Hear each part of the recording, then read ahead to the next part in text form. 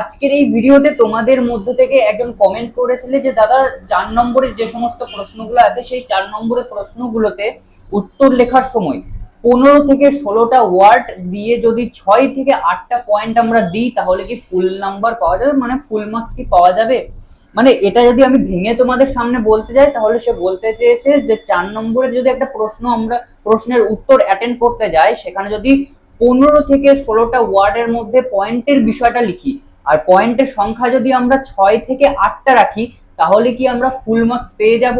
এটাই হচ্ছে তার মেন বক্তব্য। চ্যানেলে নতুন হয়ে থাকলে অবশ্যই চ্যানেলটিকে সাবস্ক্রাইব করে দিও, ভিডিওটা ভালো লাগলে অবশ্যই লাইক শেয়ার কমেন্ট করতে একেবারেই ভুলো না। চলো আজকের এই মেন টপিকে এগোনো যাক।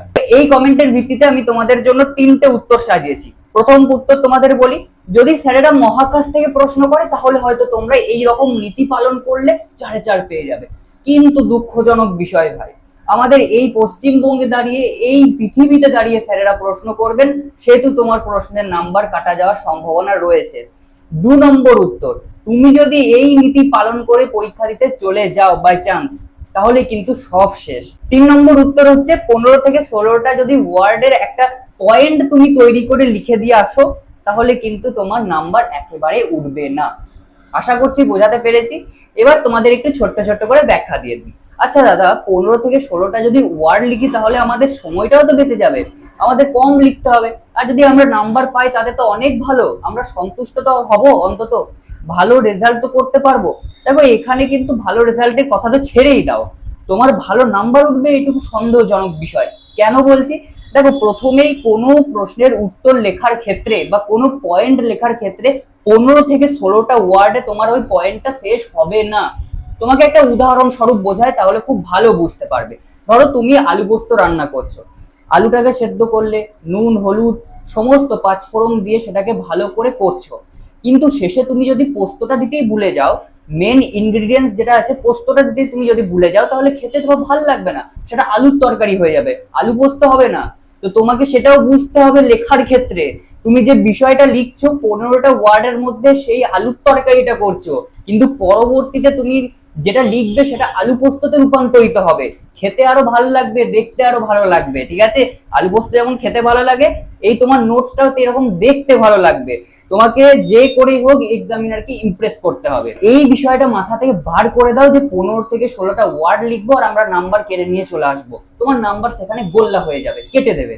কেন বলছি?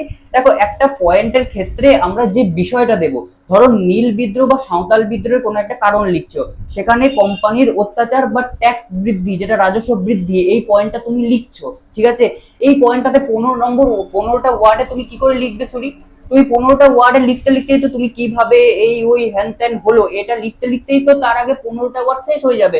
তারপরে তুমি কিভাবে লিখবে? 15টা ওয়ার্ডের পর যে আরো বিষয়গুলো আছে সেটা কি করে লিখবে? 15 ওয়ার্ডে লেখার পর তোমরা বাড়িতে একবার প্র্যাকটিস করে দেখো তো, 15টা ওয়ার্ডে লেখার পর একটা পয়েন্ট তুমি চ্যাট জিপিটি থেকে যেমন ভাবে উত্তর সার্চ করো সেরকম ভাবে লাগবে। এবার তুমি যদি এটা পরীক্ষার হলে ফলাতে যাও, তোমার অটোমেটিকলি স্যারের বা যিনি তোমার খাতা দেখছেন তার মাথার মধ্যে কিন্তু এটা আসবে যে তুমি হয়তো টুকলি করে লিখেছো। একেবারে সোজা সাপটা বিষয়। 15টা থেকে 16টা ওয়ার্ড হয়তো 1.5 লাইন কি 2 লাইনও যাবে না, তো 1.5 লাইন 2 লাইনের জন্য তোমাকে নাম্বার কিন্তু সেরকম দেবে না, তোমাকে বিষয়টা তুলে ধরতে হবে। এর জন্য তুমি খাটো না, এখন থেকে খাটো, আমাদের সময় রয়েছে হাতে। আমাদের এখন থেকে যে সময়টা রয়েছে, যে পরিমাণ সময়টা রয়েছে, যেভাবে স্ট্র্যাটেজি গুলো তোমাদেরকে বলে দিয়েছি 4 নম্বরের জন্য 8 নম্বরের জন্য, সেই রকম স্ট্র্যাটেজি মেনটেন করলে এরকম প্রশ্ন আসবে না। আর এরকম প্রশ্নের মধ্যে তোমাদের একটা করুণ ছবি আমি দেখেছি ভাই, করুণ ছবিটা ভেসে আসছে যে কিভাবে দাদা কিভাবে পাস করব, কোনো রকম করে বলে দাও কিভাবে আমরা ভালো রেজাল্ট করব, কম লিখে কিভাবে রেজাল্ট করব। দেখো কম লিখেও রেজাল্ট করা যায়, আবার বেশি বেশি লিখেও কিন্তু রেজাল্ট করা যায় না। কম লিখে কিভাবে রেজাল্ট করা যায়? কম লেখা মানে এই নয় যে 15 থেকে 16টা ওয়ার্ডে তুমি ছেড়ে দেবে, তোমাকে যে কম লিখবে সেও কিন্তু ভালো রেজাল্ট করতে পারবে, আবার যে বেশি লিখবে খুব বেশি লিখে দিল সে কিন্তু ভালো রেজাল্ট অতটা করতেও পারে না, কারণ তার মধ্যে বিষয়বস্তু থাকে না ভালো করে, অন্য অবাঞ্ছিত বিষয় লিখে দিয়ে আসে। কিন্তু যে কম লেখে তার মধ্যে জেনুইন যে সমস্ত টপিক গুলো রয়েছে, একবারে অথেন্টিক যে সমস্ত বিষয়গুলো রয়েছে সেই বিষয়গুলো থাকে, তার জন্য সে ভালো রেজাল্ট করতে পারে। কিন্তু 15টাতে তুমি নিজেকেই প্রশ্ন করো, 15টা থেকে 16টা সরি 15টা থেকে 16টা ওয়ার্ডের মধ্যে যদি তুমি লেখো, তাহলে সেখানে বিষয়বস্তু কিভাবে ফুটিয়ে তুলতে পারবে, তাই না? তো আমাদেরকে চেষ্টা করতে হবে প্রথম থেকে আমরা যাতে ভালো করে এই বিষয়টাকে মাথা থেকে ঝেড়ে ফেলি, এবং আমরা 15টা থেকে 16টা ওয়ার্ডের মধ্যে লিখবো না, ঠিক আছে? আমরা যে বিষয়টা লিখবো আমরা কয়েকটা বাক্যের মধ্যে লিখবো, 3 থেকে 4টে বাক্যের মধ্যে লিখলেই এনাফ, ঠিক আছে? একটা পয়েন্ট। এবার তোমরা যে লাস্ট একটা বলেছিলে যে 6টা থেকে 8টা পয়েন্ট, আচ্ছা 6টা থেকে 8টা পয়েন্ট কে মাথায় ঢোকালো? 6টা থেকে 8টা পয়েন্ট কোনো বারই 4 নম্বরের জন্য মানে লিখতে যাবে না, এতে সময় বেশি নষ্ট হবে। তার থেকে ভালো কথা তুমি 4 থেকে 5টা পয়েন্টের মধ্যে রাখো, ঠিক আছে? তো প্রথমেই আমাদেরকে বুঝতে হবে যে 4 নম্বরের ক্ষেত্রে আমরা 6টা থেকে 8টা পয়েন্ট লিখবো না, 4 থেকে 5টা পয়েন্ট দিলে যথেষ্ট। সেখানে যদি আমরা বিষয়বস্তুটা তুলতে পারি, আমরা সেখানে 4-এর মধ্যে 4 অন্তত তুলে দিয়ে আসতে পারবো, যদি খুব ভালোভাবে লিখি। যদি একটুকু ভুলভাল থাকে বানানে বা একটু পয়েন্টে গড়বড় থাকে, তাহলে আমরা 3.5 থেকে 3 অন্তত তুলে দিয়ে আসতে পারবোই ফাইনাল পরীক্ষাতে, এটুকু মাথায় জেনে রাখো। তো আমাদেরকে ফার্স্টেই এই ওয়ার্ডের বিষয়টা ছেড়ে দাও, 15 থেকে 16টা ওয়ার্ডের মধ্যে কিন্তু লিখতে যাবে না। একবার নিজে বাড়িতে প্র্যাকটিস করো, আমার কথা বিশ্বাস করতে হবে না। তোমরা একটা প্রশ্ন সেট নিয়ে বসবে, সেখানে 4 নম্বরের 6টা প্রশ্ন লিখতে হয়, সেই 6টা প্রশ্ন লেখো এবং সেটাতে তোমরা 15 থেকে 16টা ওয়ার্ডের মধ্যে লেখো। দেখো লেখাটা কিন্তু দেখতে তোমার ভালো লাগবে না, এবং যে তথ্যগুলো সে তথ্যগুলো 15টা থেকে 16টা ওয়ার্ডের মধ্যে তুমি লিখতে পারবে না, অসম্ভব বিষয়, ইম্পসিবল, ঠিক আছে? তো এই বিষয়টা তোমরা কিন্তু পরীক্ষার হলে খাটাতে যেও না, সব শেষ হয়ে যাবে। যা যা তোমরা প্র্যাকটিস করেছো, যা যা তোমাদের খাটাখাটনি, সবই কিন্তু বিফলে যাবে ওই একটা ভুলের জন্য। তো এই ভুলটা একেবারেই কেউ করবে না।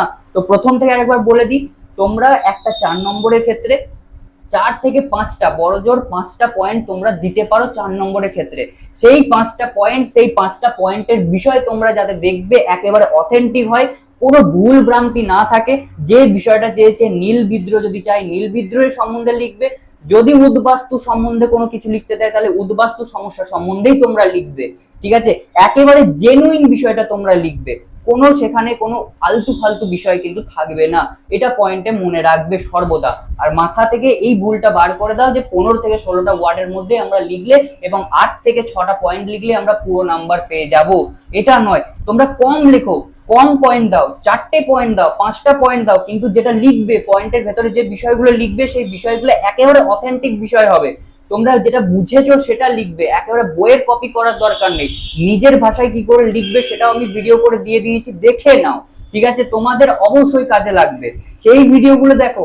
এখন থেকে খাটতে শুরু করো, যদি না খাটো তাহলে কিন্তু এই পরিস্থিতি দাঁড়াবে 3 মাস পর, অর্থাৎ টেস্টের 3 মাস পর তোমরা সেই গিয়ে ওই একই কথা বলবে যে আমাদের আর কিছু করার নেই, সিলেবাস শেষ হয়নি, এই কয়েকটা ওয়ার্ডের মধ্যে আমরা কিভাবে উত্তর লিখবো।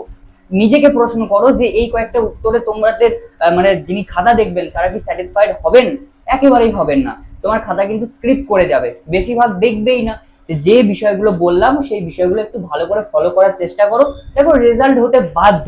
আর এই কয়েকটা স্ট্র্যাটেজি তোমাদেরকে ফলো করতেই হবে, ঠিক আছে? তো আজকের মতো এটুকুই। আজকের ভিডিওটা কেমন লাগলো সেটা অবশ্যই কমেন্টে জানাতে একেবারেই ভুলো না। পরবর্তী নেক্সট ভিডিওতে তোমাদের সাথে আবার দেখা হচ্ছে।